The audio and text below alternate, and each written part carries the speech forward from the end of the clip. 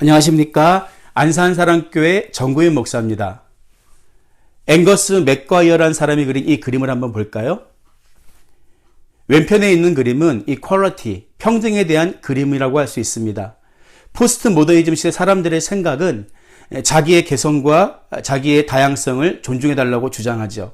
심지어 어린 아이조차도 자기 성적 결정권을 주어야 한다고 이야기합니다. 하지만 어린아이가 어른들의 지도와 보호를 받는 것은 아이의 권리라고도 할 수 있습니다. 그런 권리를 무시하고 평등이라는 이름으로 일반화시킬 때 이 그림과 같은 장애가 발생할 수 있는 거죠.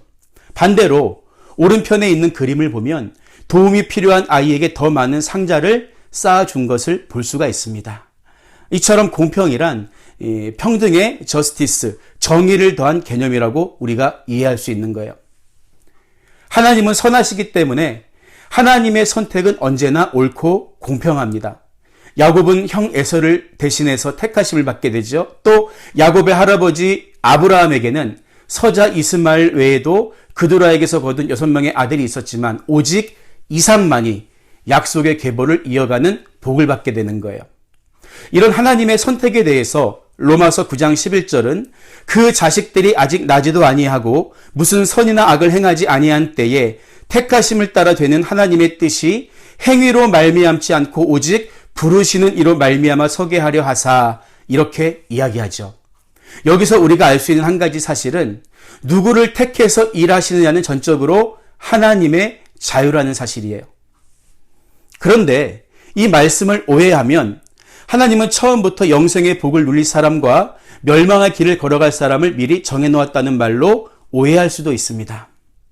그렇다면 하나님이 과연 공평하다고 말할 수 있을까요? 바울도 여기에 대한 사람들의 질문을 의식한 것 같아요. 그래서 로마서 9장 14절을 보면 그런즉 우리가 무슨 말을 하리요? 하나님께 불의가 있느냐? 그럴 수 없느니라. 이렇게 못 박아 말하고 있어요.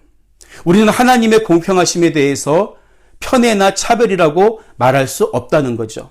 그렇다면 하나님의 선택에 대해서 우리가 공평하다고 말할 수 있는 근거는 뭘까요? 그저 하나님 마음이기 때문일까요? 이어지는 15절의 말씀을 보면 모세에게 이르시되 내가 긍휼히 여길 자를 긍휼히 여기고 불쌍히 여길 자를 불쌍히 여기리라 하셨으니 라고 이야기합니다. 우리는 특히 이 구절을 주의해서 읽어봐야 해요. 하나님이 모세에게 이 말씀을 하신 배경은 이스라엘 백성들이 금송아지 우상을 만들어서 하나님이 그들을 모두 직멸하기로 작정하셨을 때의 이야기입니다.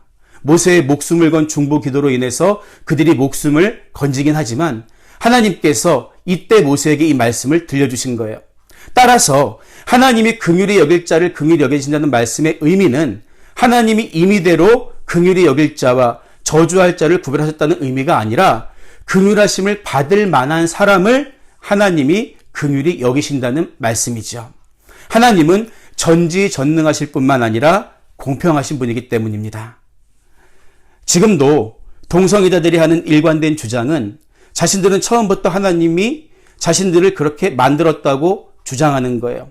따라서 하나님이 자기들에게 죄를 물을 수가 없다는 거죠.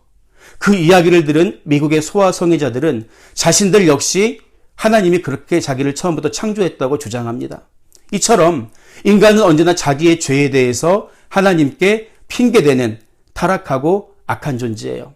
하지만 하나님의 긍휼히 여기심과 하나님의 선택은 언제나 선하시고 의롭고 공평합니다. 그러면 오늘 본문이 우리에게 주는 교훈을 한 문장으로 요약해 볼까요?